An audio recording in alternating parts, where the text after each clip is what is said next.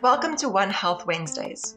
This podcast aims to promote the principles of One Health and encourage professional development. Here's your host, Ginger Dixon.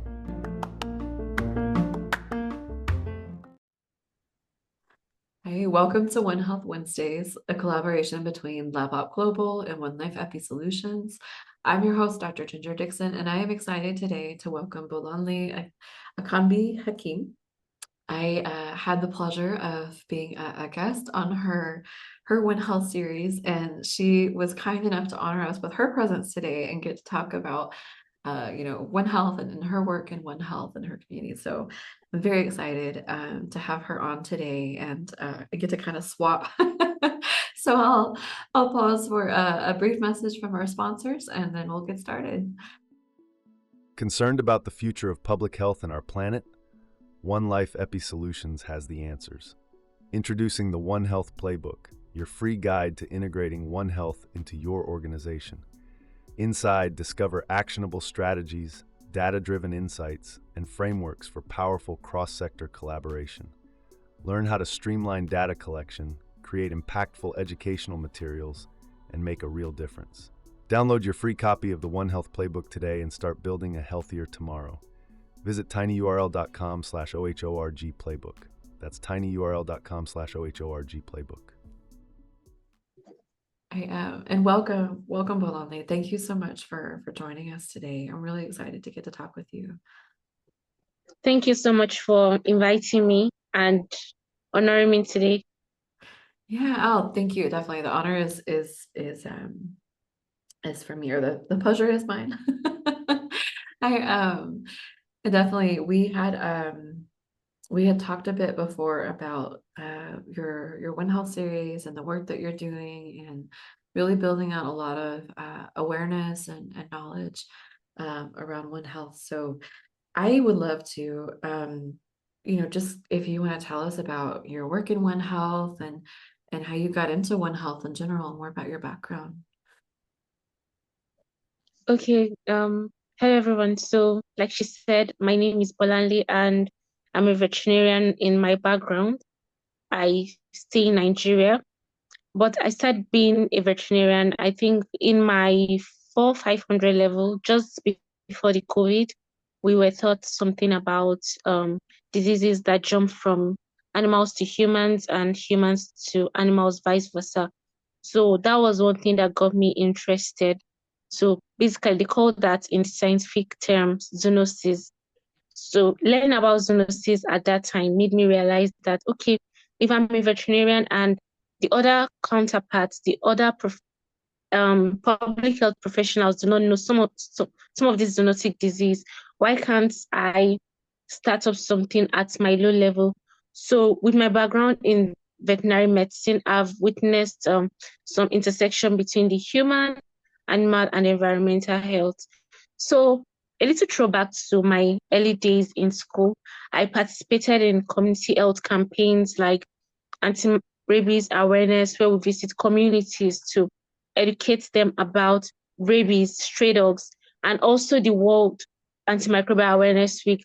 So these two campaigns that I was actively involved in, both in my 500 level and 600 level, they are such that they deepen my understanding on zoonotic disease and antimicrobial resistance. Now post-graduation, I have had the privilege to being a communications assistant to one of the thriving One Health organizations. That's the One Health and Development Initiative.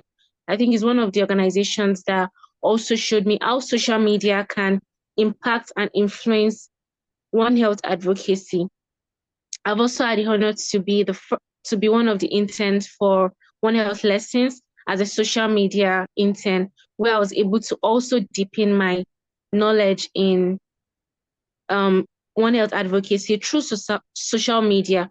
So currently, I am a project assistant, not really in the One Health space, but we got a project we started working with the International Foundation Against Infectious Disease in Nigeria, at where I currently work, Livestock Management Service. So here I serve as the field veterinarian for the Combating Antimicrobial Resistance in Africa project.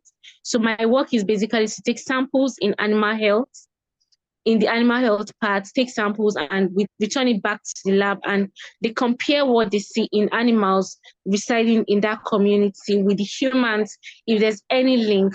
So my work has extended beyond just me being a clinical veterinarian to both a public health researcher, a public health communication person, and advocacy. I've been able to interconnect both things. And I'm particularly passionate, aside being a researcher, I'm particular about communication, using different various communication strategies to build the knowledge gap between stakeholders and promote sustainable practices, both in zoonotic disease and antimicrobial resistance. Mhm. Yeah, that's my work, and that's how I got into it, and that's what I'm currently doing. That's amazing. That's amazing. And it's funny, we've had many women of many hats, and I would definitely include you in that in that club. You are definitely a woman of many hats and many skills. That's fantastic. The work that you're doing and being able to marry, like, as you said, the clinical, veterinary side along with this public health research. And I love, it's funny because you had asked me about communication strategy, and doing community education. And as an aside, I would love to hear more, as we talk about what you found, to be really helpful and impactful, in working with communities and providing that education. It's definitely interesting and important work. If you'd like to just share, I guess, if there's any experiences or takeaways, when you really think about your work in community education and strategy that you'd like to share. Okay, so basically on community education, once you enter the communities at first, they are reluctant to what you want to tell them. Imagine you telling them that you need to inject their dogs, you need to deworm their dogs, something they are not new to. But when you enter the community, first, being a female, it makes it somehow easy because you can talk to people. They don't see you as a threat. So once you enter the community, you tell them that, okay, there are some diseases that can jump from animals to humans. Have you noticed rats in your vicinity, like rodents? Do they pee on your food? Do dogs irrationally bite people? Then they start seeing, you tell them some of the symptoms that they see when some of their humans come down with certain diseases. They now link it and they now say, okay, maybe some of these diseases are actually linked to the animals residing in their communities. They begin to want to accept. Some houses that we go to do not readily accept that some of the animals pose a threat. But when you explain to them, sometimes you go as far as showing them videos of things that could happen if there's any form of zoonotic disease, if you do not vaccinate your pets, don't vaccinate your dog, cat, so it can pose a threat to you. So they see reasons and they warm up to the idea. It's not easy, but once they trust you, you can keep going back. I think 2023, when we went to a community to take samples from their animals, they loved the way we approached them, the way we were able to advise them, and we were able to tell them that in the Rabies Awareness Day, that's September 28th, we'll come back to their community and give free rabies vaccination, and they loved it. So that's acceptance. So it's one of the things that you could do to community. Apart from getting from them, you could also offer things that could last for a long time for them. Yeah. So that's one of my good experiences I've witnessed. Yeah. And that's wonderful. And I love that approach that you talked about. You're kind of almost starting with like an assessment to kind of help them connect the dots, and then building that trust. Like you said, I think that's something that's definitely come up a lot in conversations that I've had with people and in this community education piece. So That's a fantastic approach. And congratulations on the success for the Rabies Awareness Day activity. That's fantastic. They were like excited and and welcoming the vaccination effort. So that's wonderful. And then to leave that lasting impact. Thank you. Thank you for sharing. Thank you. Thank you. Yeah. And speaking of, education, we've hinted at your One Health series, but do you want to tell us some more about it, and what your goals are and who that's for, your vision? I'm excited to hear more about it. Okay, so I started the One Health series last year. That was 2024. I felt like I was doing a lot of things and I needed to tailor it down to something. So I had someone that was just a professional coach who just felt the need to advise me on tailoring down whatever I was doing. So she said I should think deep and what do I want to start? How do I want to be recognized on whatever I'm doing? So I just thought about it. What can I call what I want to do? I love making videos. I love posting, but I need to be more intentional about it, not just me alone posting my videos. So I thought about it deeply and said, I'm going to be reaching out to people that I know are interested in One Health. And by that, I'm going to reach out to them, message them, and create something. So that was when I now decided, okay, LinkedIn is going to be my medium of advocacy since we have more people trying to raise their voice and they carry these learnings to communities. So the One Health series is is on LinkedIn is a platform where I create to foster dialogue between people from the human, animal, and environment, and other sectors. So the goal is to amplify voices from diverse sectors, promote interdisciplinary collaboration, raise awareness about emerging health threats like AMR, zoonosis, food security. And I've been lucky because I've met a computer scientist who is interested in One Health. I've met microbiologists, I've met teachers, I've met varieties. I've met someone just interested in climate change, someone just interested in food security. And I think one of the lucky things that I got through my little One Health series last year was probably getting noticed by the One Health Congress because it helps me. Maybe that was one of the reasons I was selected to attend the conference in South Africa, fully paid. So I think that was through the collaboration, and it also enabled me to meet other people in different fields outside just my zone, just me and my system doing this teleeducation. So my audience is to include public health professionals, veterinarians, researchers, policymakers who I've seen people who message me that they've seen what I've done and some of their advices, they are using it in their workplace. People reaching out to me that I should advise them on how to do, even if I've not had it all figured out, but they are taking tips from the experts that I interview who know about these things. So they are taking those, like if they listen to you now, they get some points from you, they carry the learnings to their own organization. It's very useful to them. So they see me as a medium of, okay, I'm sharing a knowledge. So my vision is to expand this series into a broader communication platform. I'm hoping that I start my having blog posts, I'm posting more videos on YouTube so that it can be more sustainable.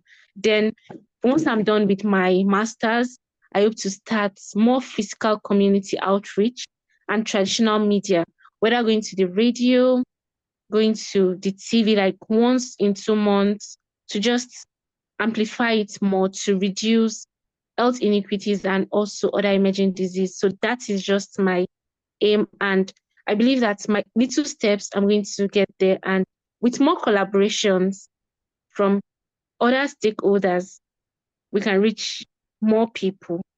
Yeah, absolutely. Absolutely. I love your vision. I really do. And it's so funny when you were talking.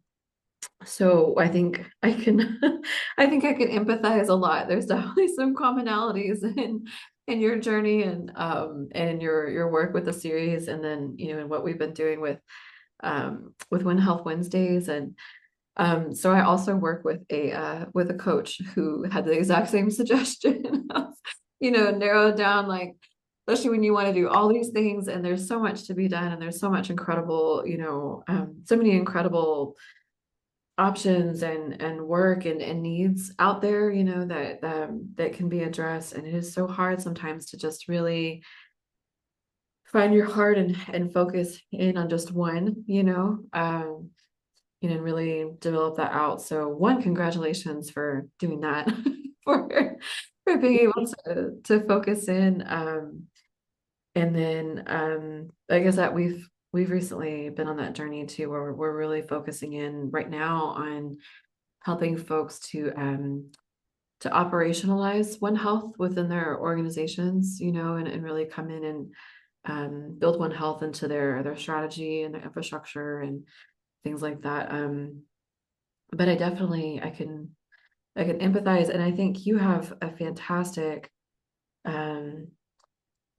I said, just the vision and the plan, of really and success already in reaching out to people and being brought in as an expert, in the work that you're doing, and just sharing that knowledge and those tips with people. It is, and we need all of that we can get, for sure. We need people like you that are coming in and sharing this information and connecting people. And that is one of the beauties of One Health, for One Health Wednesdays too. There's all these different types of people doing all this different type of work, but it's all One Health, and then as you're kind of bringing in people, it's almost like a puzzle. You kind of start to see like how all these different pieces fit and how the work that people are doing, even across very different types of sectors, can work together, and collaborate. So it's fantastic. I love the passion. I love the vision. I love where you're wanting to take it, with the community work, and definitely we want to cheer you on. So thank you for sharing. Thank you. Wonderful. Thank you. Yeah. So definitely I know you've learned a lot from your expertise, and then, building this awareness, connecting with different professionals. So from what you've seen, what do you feel are our primary needs for One Health right now? And whether that's, locally in your community or globally, I think there's a lot of different levels to explore that, but I'd love to get your insight. Okay, I'll just share from my own little perspective, because I'm still I'm still learning, I'm still Yeah. growing. Oh, we all are. So I think for now, basically, is the pressing needs for stronger collaboration across disciplines. Because I have a sister, just my direct younger sister. I've been trying to make her see reasons why she needs to be with me in this movement as a lawyer. I love And it. there are a lot of legal. I've been telling her that I need to invite her to my show to talk about how the legal aspect of One Health is very necessary, Mm-hmm. but she's still finding it difficult to listen to me that the legal aspect is as well good as the finance, is as good as the health aspect. So we Yeah. need stronger collaboration across disciplines. So currently in my region, I know there's a bridging gap in the research, and there's a bridging gap in the policy implementation. I wouldn't blame anybody, because One Health is still growing and we can do a lot. So we need to do more in research and policy implementation.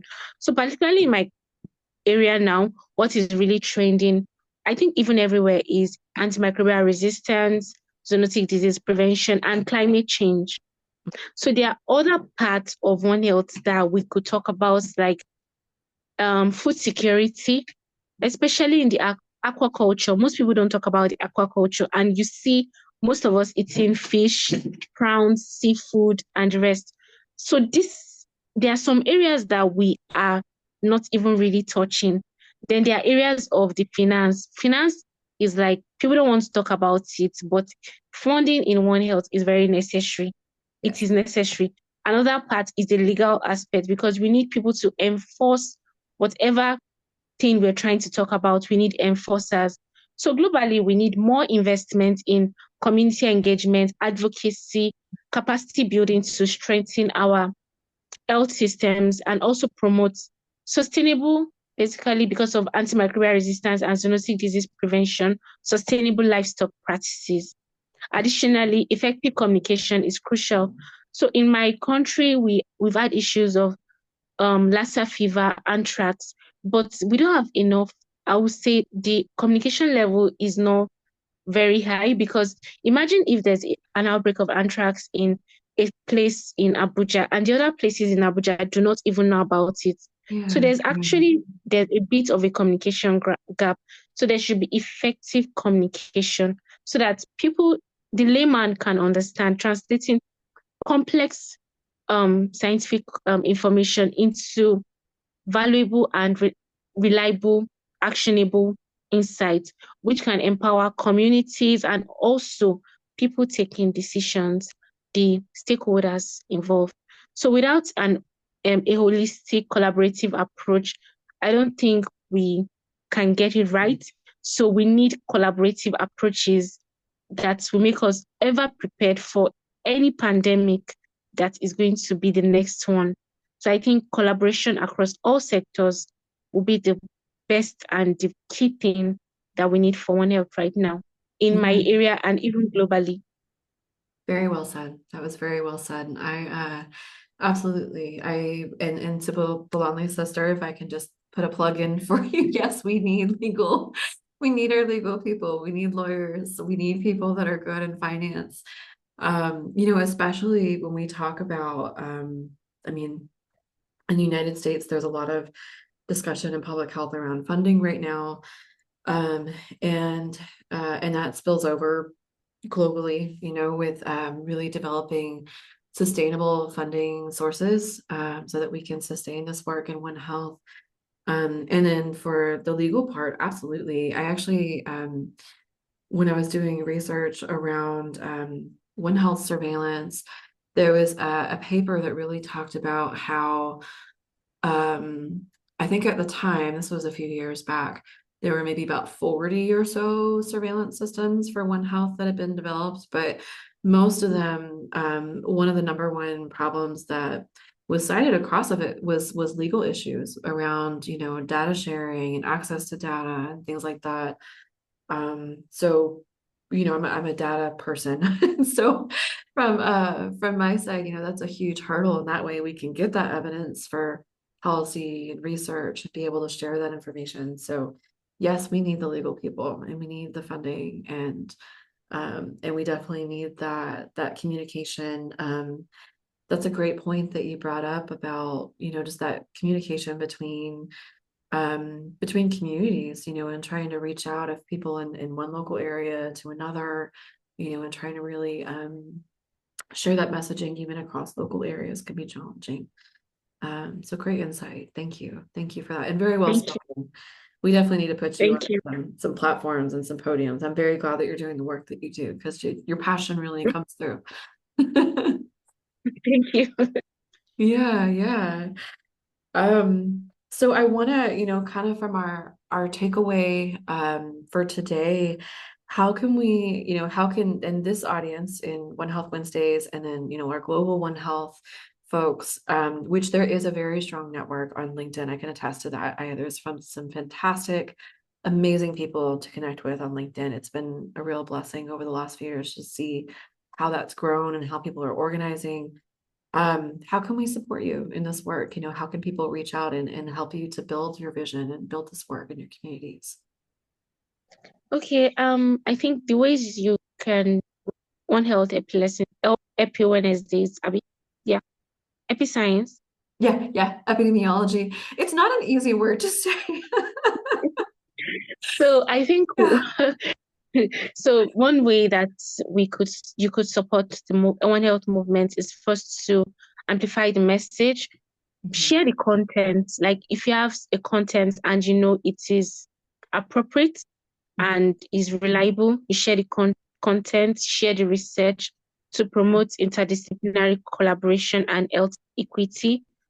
Then we need to call out if you know that policymakers are on your network, you need to try like harder for them to see what you're posting so that they will know that One Health approach is necessary in public health planning, and resource allocation.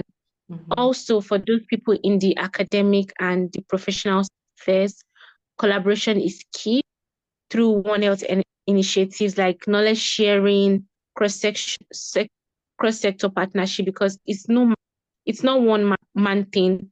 So me, basically, as a personal person still growing in the One Health space, very young, I welcome opportunities like mentorship, networking, collaborative research. I would want to publish more things. I'm ready to be involved in systematic literature reviews. I'll dedicate my time to writing, get things published, get involved more. And basically, just if you need me to come and speak to more audience, younger audience, adults, people in my own age group, below me, above me, I'm always ready to talk about One Health at any time. If you need me to travel to a community for you and you need pictures and you want it to be that I am representing Ginger Dixon here in Nigeria, I do not mind. I would get it done, send you your pictures. And yes, because I do it for One Health in Action. So what they do is they just they send me the resource I need. Like maybe they have flyers, they have stickers, they have shirts they need to deliver to communities for education. I just call few people who are interested. We go to the communities and do the education and send them back the pictures for what they need it for. So yeah, that's that.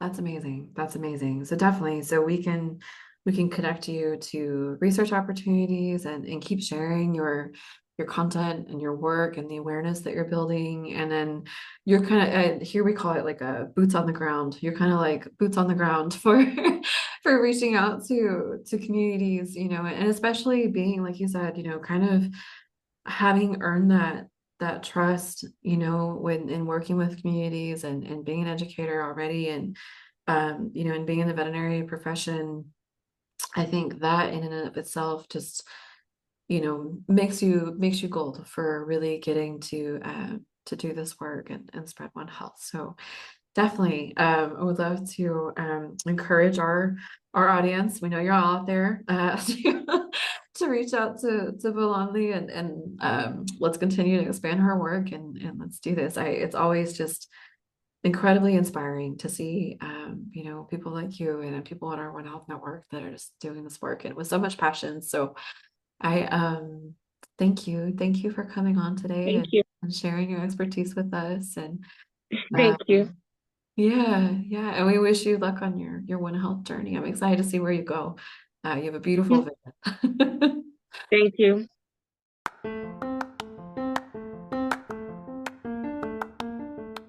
To support the mission of One Health Wednesdays, please subscribe to the podcast on Apple or Spotify, and remember to leave a rating and review. You can find us on all social media channels and at onehealthwednesdays.com.